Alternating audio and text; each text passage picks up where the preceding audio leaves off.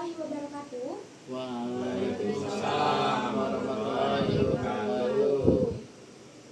Terima kasih kepada audiens yang sudah menyempatkan waktunya pada hari ini untuk mengikuti kampanye anti korupsi. Jadi langsung saja kita mulai kampanyenya. Yang pertama saya akan menjelaskan seberapa kayanya Indonesia ini. Kayanya Indonesia ini bisa kita lihat dari garis sejarahnya, kemudian ada kekayaan SDA-nya, terus kebudayaannya, letak geografinya, kemudian ada kekayaan sumber daya alamnya. Yaitu kekayaan sumber daya alam ini banyak banget jenis faunanya, keragaman hayatinya, potensi maritim, barel minyak, gas alam, dan cadangan emas dunia. Ada juga dari dilihat dari letak strategisnya, karena Indonesia ini terletak pada dua benua, antara dua benua Asia dan benua Australia, dan juga dekat dengan dua samudra, Samudra Hindia dan Samudra Pasifik, yang menyebabkan dia ada garis silang yang menjadi perlintasan kegiatan ekonomi dunia. Jadi kalau Indonesia itu dilewati orang-orang untuk melakukan kegiatan ekonomi itu kan harus bayar pajak. Nah, itu bisa menyebabkan Indonesia jadi kaya raya. Nah, tetapi kan realitanya Indonesia ini masih banyak banget rakyat Indonesia yang berkelimang kemiskinan. Rakyatnya itu masih tinggi angka kriminalitasnya, kemudian angka kematian bayi itu meningkat. Terus banyaknya rakyat yang hidup di bawah garis kemiskinan.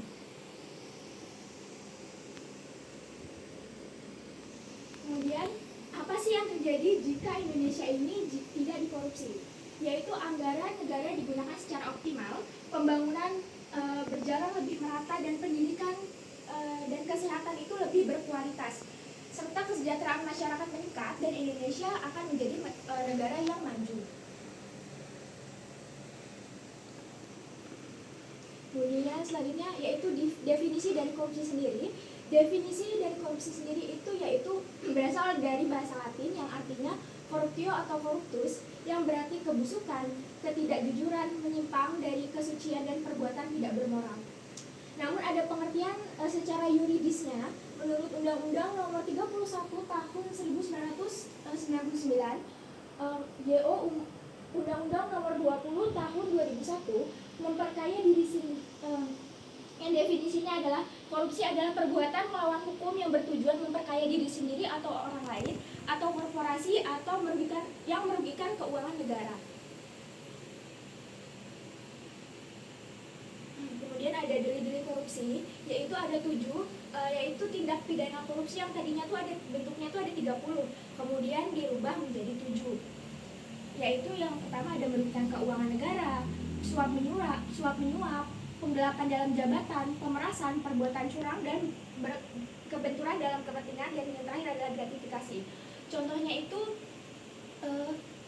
ada ibu rumah tangga yang memanipulasi data penerimaan bantuan agar keluarganya yang sebenarnya tidak berhak tetap agar mendapat bantuan gitu, supaya bantuannya tuh, misal ada ibu rumah tangga, dia memasukkan data supaya dapat bantuannya itu lebih besar, kemudian memasukkan laporan perjalanan dinas atau menggunakan fasilitas kantor untuk kepentingan pribadi.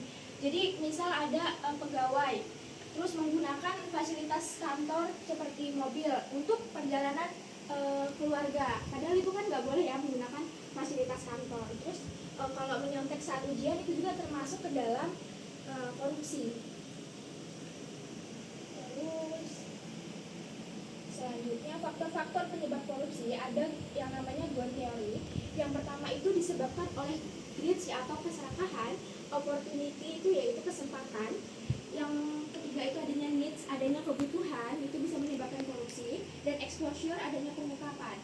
Ada 3 penyebab korupsi. Yang pertama itu terpaksa, yaitu karena kebutuhan dari luar gitu. Terus kayak memaksa karena keserakahan diri sendiri, memaksa orang lain untuk korupsi. Kemudian ada dipaksa karena ada tekanan dari lingkungan atau jabatan. Selanjutnya ada 2 faktor, yaitu faktor internal dan eksternal. Yaitu faktor internal itu korupsi yang datang dari diri sendiri atau dari diri pribadi. ya itu sikap tamak, gaya yang konsumtif yang berlebihan, lemahnya moral. Terus ada aspek pemahaman masyarakat terhadap korupsi. Terus yang kedua ada faktor internal yang yaitu yang menyebabkan terjadinya korupsi karena sebab-sebab dari luar, bukan dari diri sendiri gitu.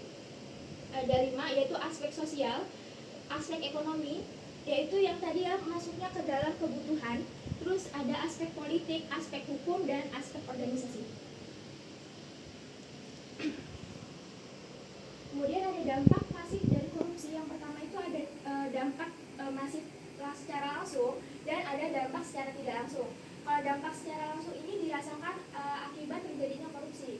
Dampak yang dirasakan langsung akibat terjadinya korupsi.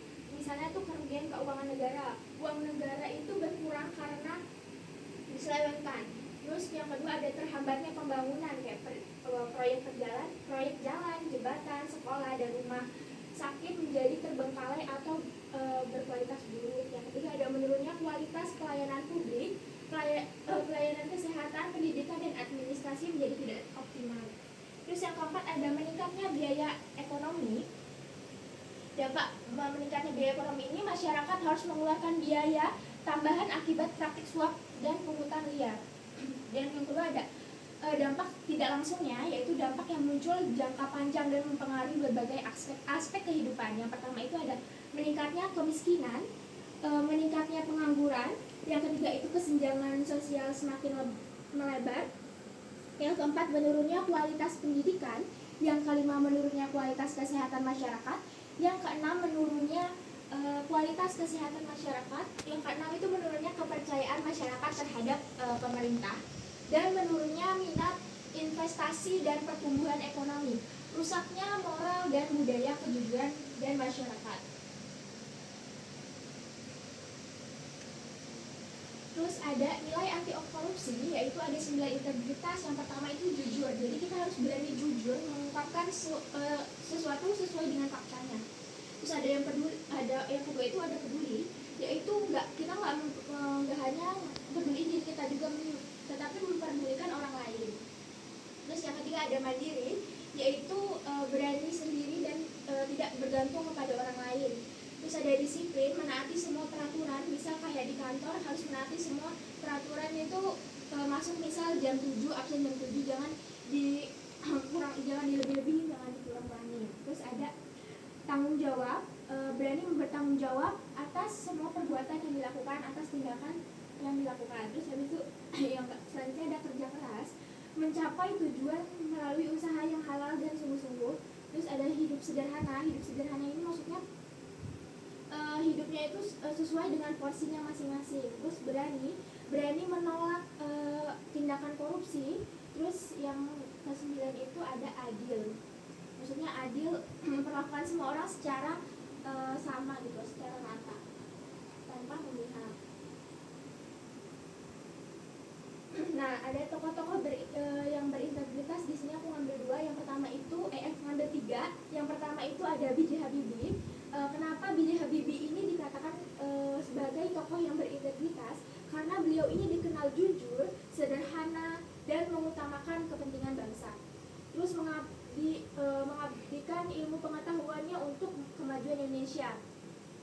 Ada kan yang viral waktu itu, dolar sekarang kan naik. Nah, B.J. Habibie itu pernah menurunkan dolar kalau nggak salah 7.000 per 1 dolar.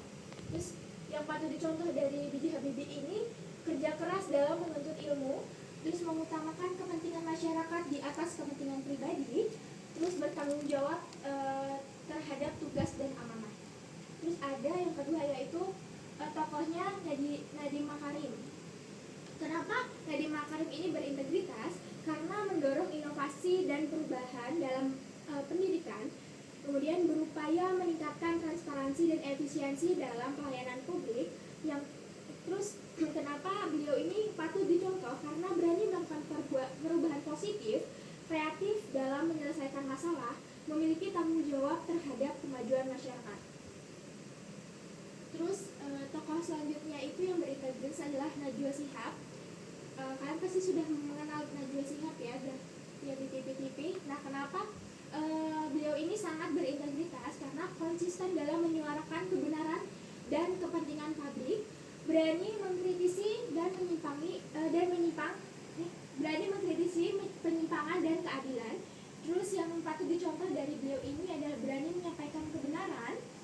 kejujuran dalam menyampaikan informasi, dan kepedulian terhadap kondisi masyarakat.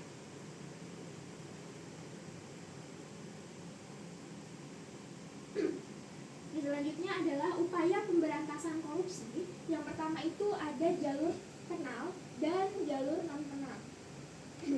Jalur penal ini adalah penindakan hukum di mana upaya pemberantasan korupsi melalui proses hukum terhadap pelaku korupsi. Bentuk-bentuknya itu ada penyelidikan dan penyidikan kasus korupsi, penangkapan dan penahanan pelaku korupsi, proses persidangan di pengadilan, pemberian sanksi pidana seperti penjara dan denda, penyitaan serta pengembalian aset hasil korupsi kepada negara. Kemudian tujuannya memberikan efek jera kepada pelaku, menegakkan keadilan dan kepastian hukum, memulihkan kerugian negara. Kemudian ada jalur non penal, yaitu jalur non penal ini upaya pencegahan terjadinya korupsi sebelum tindak korupsi itu dilakukan.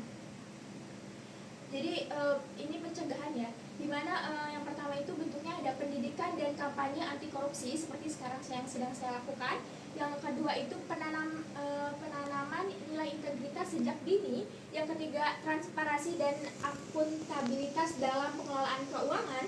Terus ada pengawasan oleh masyarakat dan media. Kemudian ada pemanfaatan teknologi untuk mengurangi peluangnya korupsi. Dan yang terakhir adalah penerapan budaya jujur di lingkungan keluarga, sekolah, dan tempat kerja. Tujuannya untuk mencegah munculnya perilaku koruptif. Terus ada pembangunan budaya anti koruptif. Dan yang terakhir adalah meningkatkan kesadaran masyarakat tentang bahaya korupsi. Mungkin cukup itu dari saya yang bisa saya sampaikan. Jika ada pertanyaan bisa ditanyakan. Saya nama Pak Muhantara ingin menanyakan terkait korupsi. Jadi ada nggak istilahnya tuh apa? Ketika seseorang itu sudah terjerat korupsi, bagaimana untuk memastikan bahwa orang tersebut tidak akan mengulanginya itu? Kemudian itu yang pertama. Kemudian yang kedua, seandainya kita dalam suatu instansi kita mendapatkan pekerjaan dan kita mengerjakan sesuai tugas yang telah diberikan. Nah, ketika sudah selesai tiba-tiba mendapatkan tugas tambahan, itu bisa dikategorikan korupsi atau tidak? Itu aja. Mungkin cukup dua itu dulu. Atas kesempatannya terima kasih.